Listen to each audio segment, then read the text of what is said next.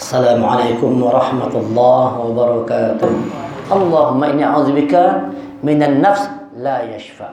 Berlindung kepada Allah dari diri yang tidak pernah merasa kenyang. La yashfa. Kalau pernah kenyang, serakah rakusnya manusia ini. Makanya kata Rasulullah tuh, kalau seandainya manusia ini dikasih dua lembah emas isinya tuh emas semua, niscaya dia minta yang ketiganya lagi. La yashfa, tidak pernah merasa kenyang. Ada manusia yang seperti itu. Serakahnya luar biasa. Tidak mau lagi berbagi dengan orang lain. Kalau sudah orang itu tidak pernah merasa kenyang, serakah luar biasa, maka dia akan halalkan segala macam cara untuk dia mendapatkan keinginan dunianya. Dia mencuri, dia membunuh, dia koruptor, dia menipu, dia curang. Apapun dia lakukan untuk dia mendapatkan harta dunia tadi. Dapat kekuasaan, dapat harta kekayaan, apapun dia lakukannya. Bahkan dia melakukan keburukan di tengah kesulitan orang lain. Di zaman corona ini banyak orang-orang yang mengambil kesempatan, mengambil keuntungan di tengah kesulitan. Orang sulit, orang susah, ada ya orang-orang yang usil, yang orang-orang jahat itu mengambil kesempatan. Masuk rumah sakit, tanda tangan, corona. Ada orang kada corona. Karena kalau corona misalnya itu dibilang corona, ganal dapatnya. Biayanya besar, banyak untungnya. Ada yang nakal seperti itu. Padahal orang tidak corona. Cuma dipadahkan corona. Supaya apa? Dapat untung banyak. Nah ini kan orang-orang yang mencari kesempatan di tengah kesulitan orang lain. Bagaimanapun caranya, asal masuk, tanda tangan. Pernyataan corona. Nah, kalau tidak mau bawa. Ada orang-orang yang seperti itu. Walaupun tidak semua, tapi ada yang mengambil keuntungan, kesempatan di tengah-tengah kesulitan. Kenapa tuh?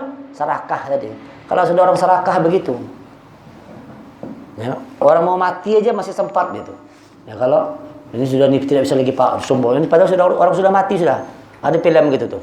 Orang itu sudah mati padahal, tapi orang ini pengen tahu kayak apa orang-orang dokter segala macam nih. Bawanya tolong Pak nih. Padahal dia sudah mati nih. Wah dokter pun pura-pura nolong. Wah, padahal sudah mati nih.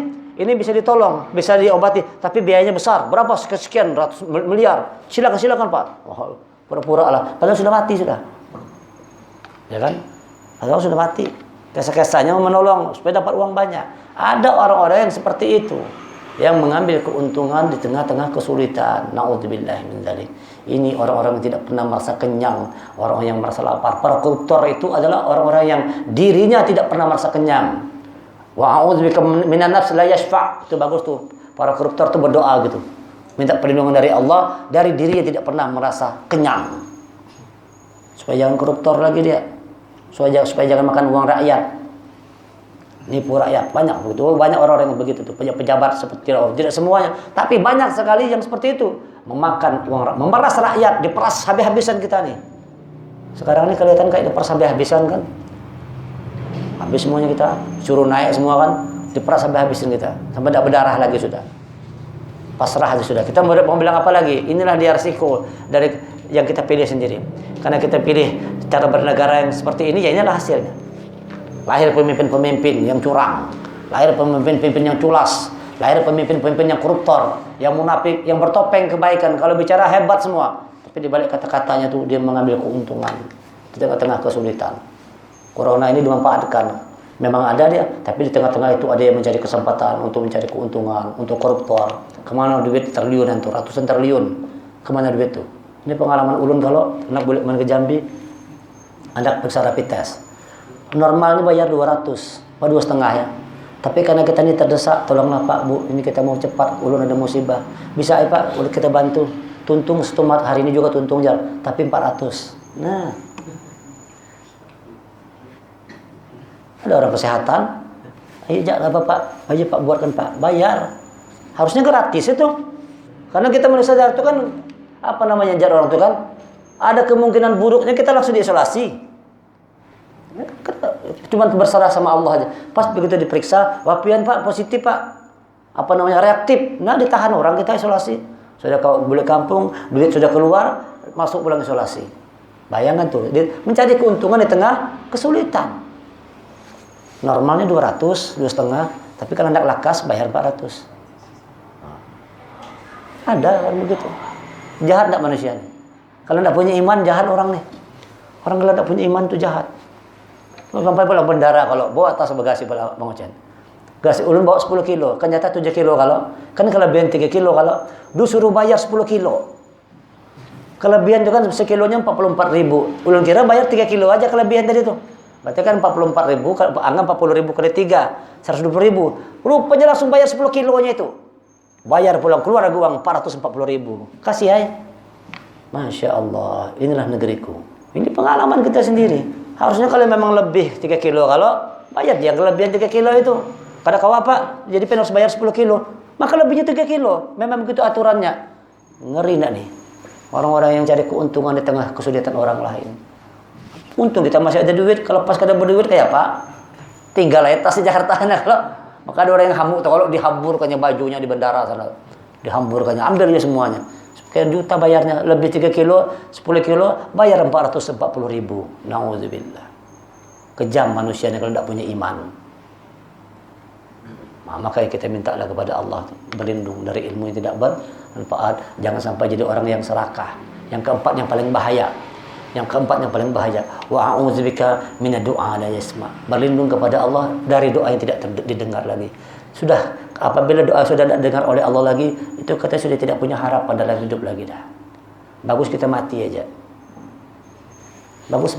Kalau sudah doa tidak didengar lagi oleh Allah, itu tidak punya arti kita hidup di muka bumi ini. Untuk apa kita hidup kalau doa tidak didengar lagi? Tidak tahu kita negeri Indonesia nya didengar tak mesti doa kita nih. Moga-moga doa kita masih didengar, diijabah oleh Allah. Kalau doa sudah tidak terdengar lagi, ini sudah kiamat, sudah kita. Bagus kita segera meninggal dunia aja lah. Kalau seandainya doa itu sudah tidak didengar lagi oleh Allah. Ini kata Rasulullah, minta hati dari penyakit yang tidak khusyuk tadi. Minal qalbi la yakhsha. Minta perlindungan kepada Allah, minal ilmi la yanfa', dari ilmu yang tidak bermanfaat. Minta perlindungan kepada Allah dari nafs la yashfa', dari diri yang tidak pernah kenyang. Yang keempat, yang perlu kita jaga benar, berlindung dari Allah dari doa yang tidak didengar. Karena kalau sudah doa tidak didengar, kita tidak punya harapan lagi. Kalau yang lain masih punya harapan, tidak punya uang, masih punya harapan. Kita sakit, punya harapan sehat, masih ada. Selama doa didengar. Kita masih buruk, masih punya harapan selama doa masih dengar. Tetapi kalau sudah doa tidak didengar, apalagi harapan kita? Kita mau berharap apa lagi kalau sudah doa kita tidak didengar lagi oleh Allah. Na'udzubillah. Jangan sampai doa-doa kita sudah tidak lagi didengar oleh Allah Subhanahu wa taala. Mudah-mudahan apa yang ulun sampaikan malam hari ini menambah iman, memperteguh iman kita dan menambah kebaikan kita, dan mudah-mudahan Allah memberikan kepada kita semua hati yang khusyuk dalam beribadah. Allah berikan kepada kita ilmu yang bermanfaat. Allah jaga hati kita, diri kita dari keserakahan, dan kita mohon supaya berdoa-doa kita masih didengar, masih diijabah oleh Allah. Dan itu janji Allah. Wa idza sa'alaka 'ibadi anni fa inni qarib ujibu da'watad da'i idza da'an falyastajibu li wal yu'minu bi la'allahum yarshudun. Kalau abdi-abdi bertanya tentang katakan aku dekat kata Allah, akan aku ijabah doa-doanya, akan aku kabulkan doa-doanya. Falyastajibu li, tapi ada syaratnya kata Allah, wal yu'minu bi, dan beriman kepadaku. Doa itu dikabulkan kalau kita punya iman. Jadi doa akan didengar selama kita punya iman. Kalau iman sudah tidak ada lagi, tidak ada harapan doa didengar.